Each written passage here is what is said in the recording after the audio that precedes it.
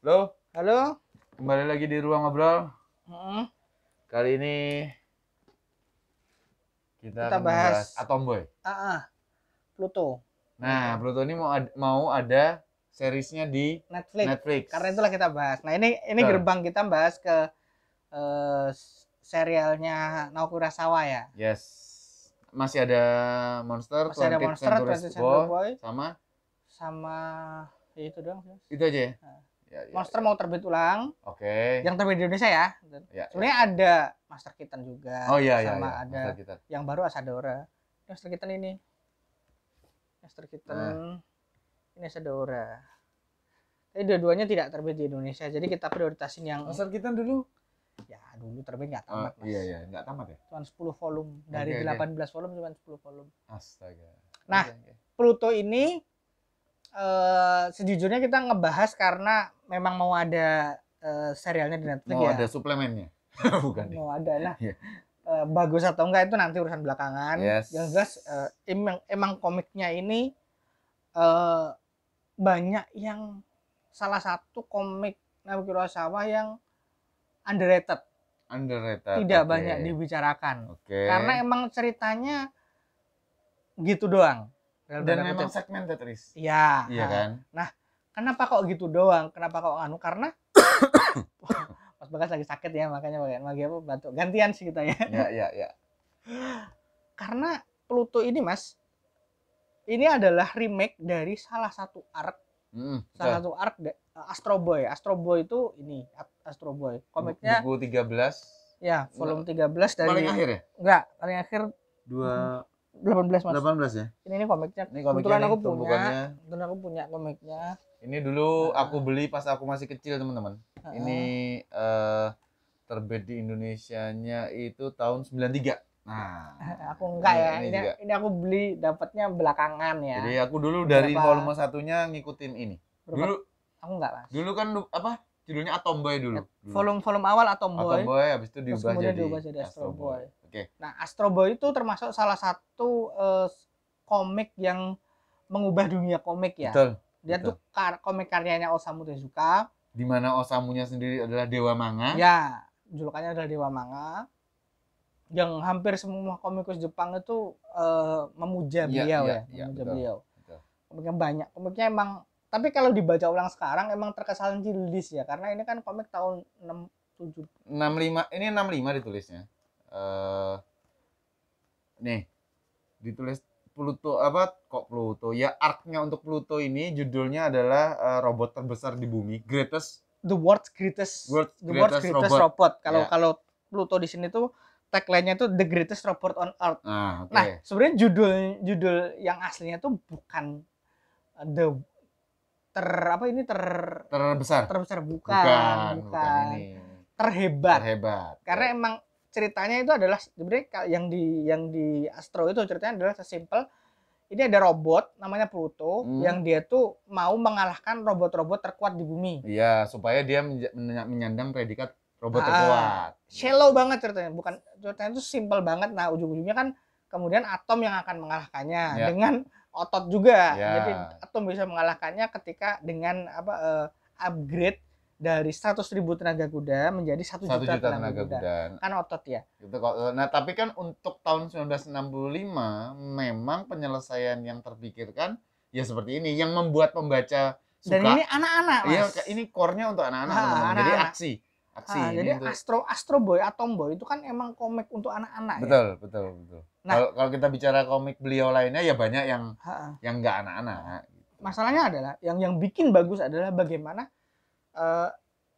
Astro Boy itu kan adalah soal bagaimana robot yang kemudian memiliki hati. Manusia. Di sini itu kan digambarkan kalau Pluto itu dia tuh pengen berteman dengan Atom dan Uran ya, adanya Atom. Tapi nggak ngerti caranya. Tapi ngerti karena programku tuh untuk bertarung aja. Jadi dia tuh bingung, dia tuh the endingnya tuh dengan hangat gitu kan. Kemudian dia mengorbankan diri untuk menolong. Sama dengan di sini. Sama dengan di Pluto. Jadi ceritanya itu sama persis. Ceritanya sama persis, tapi adalah yang bikin Pluto ini lebih bagus ada ini emang didesain untuk kita. Didesain untuk mereka yang membaca dewasa. mereka ada yang dulu baca ini, kemudian baca ini, itu merasa value-nya itu meningkat 10 kali lipat. Berapa kali lipat lah ya maksudnya. Paham kan maksud gue? Iya. Apa relatability-nya tinggi, note-nya ke karakter-karakter tertentu itu atau karakter-karakter yang ada di sini itu semuanya sama. Apa ya hebatnya Naoki Urasawa ini, dia tidak mengalternatifkan cerita ya. Dia tetap aja di situ. Hanya saja karena sudut pandangnya menjadi pembaca dewasa, konfliknya juga ditingkatkan ke karakter. Gitu. Karakterisasinya di sini tuh robot-robot terkuat di dunia cuma muncul gitu aja. Muncul mati. Dibantai. Matinya itu juga lucu ya. Iya. Komikal banget. Komikal. Ini kayak apa? Gesis Gigi itu. Nah, itu matinya di sini tuh ini. Terus dibelah dua pakai tanduknya Pluto. Gitu doang. Ada. Jadi matinya tuh sederhana. Emang khas komik ya, khas komik anak ya. Tapi di sini itu untuk membuat kita membaca dewasa itu bisa tertarik adalah kekuatan utama Naoki Urasawa itu adalah suspense. Suspense, thriller, misteri. Betul, ini komik detektif teman-teman. Ini komik detektif. Makanya sudut pandangnya digeser ke Gesis. Kalau di sini namanya Geji itu. Itu yang menurutku keputusan yang brilian. Tapi berat kan? Berat kan? Karena atomnya harus hilang. Iya, atom di sini tuh bukan karakter utama teman-teman. Meskipun memang menjadi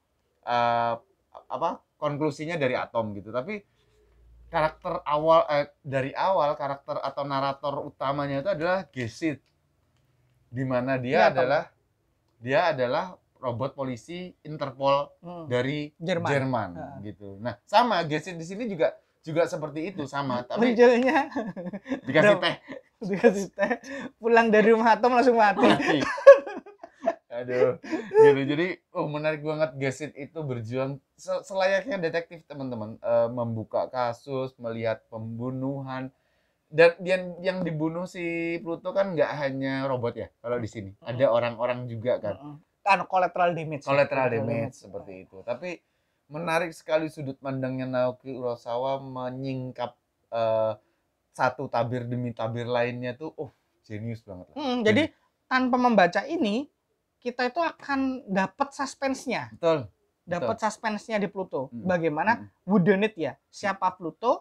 Kenapa Pluto kok mengincar robot-robot terkuat? Betul. Dan humanisme Urasawa itu kan salah satu yang bikin Urasawa kuat itu kan humanisme ya. Di setiap karyanya dia. Di setiap karyanya dia menyentuh personalnya masing-masing karakter.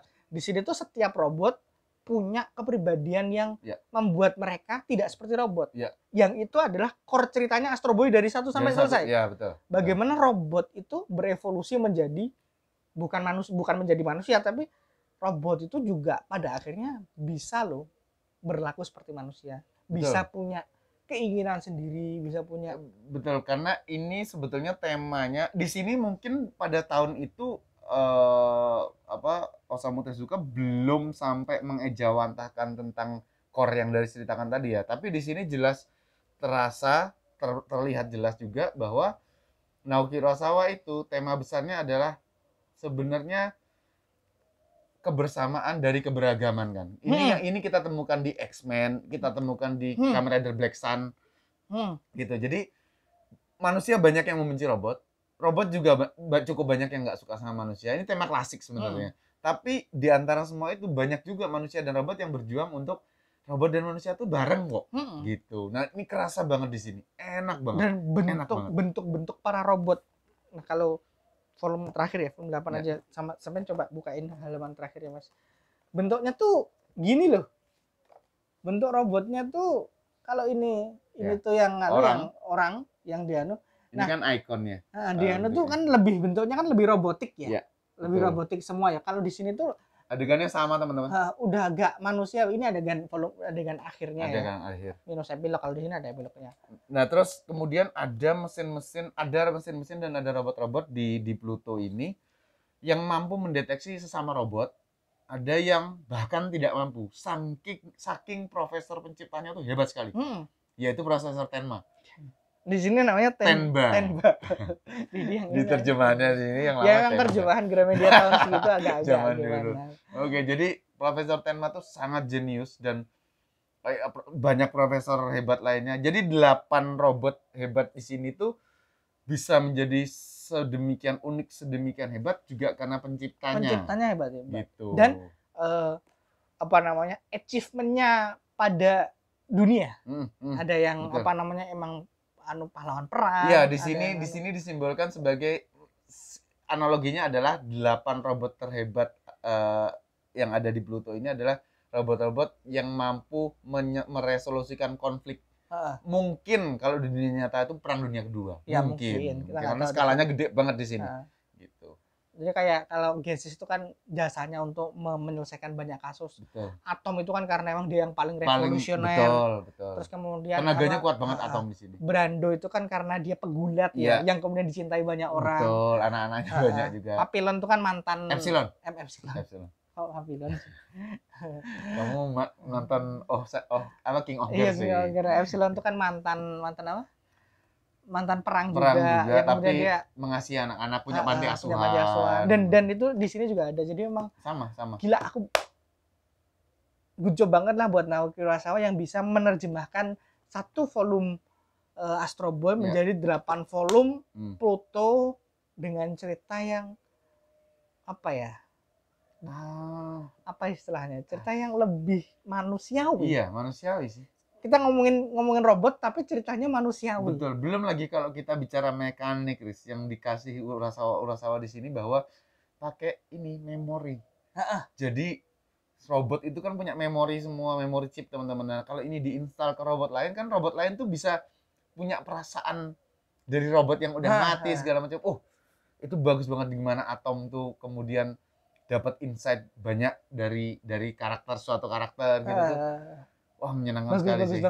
Yang gue khawatirkan adalah kalau kita lompat ke serialnya di Netflix nanti, dari trailernya yang kerasa adalah actionnya. Padahal di sini kan enggak. Enggak penting actionnya. Makanya. Kalau action tuh di sini, itu pun juga ya ala-ala zaman dulu. Ya actionnya emang ada, ya cukup banyak juga teman-teman di Pluto ini actionnya. Tapi bukan itu esensinya. Gitu. Ya harapan. Aku khawatirnya seriesnya. Harapan kita sih nanti seriesnya tuh nggak lupa ngomongin soal humanismenya.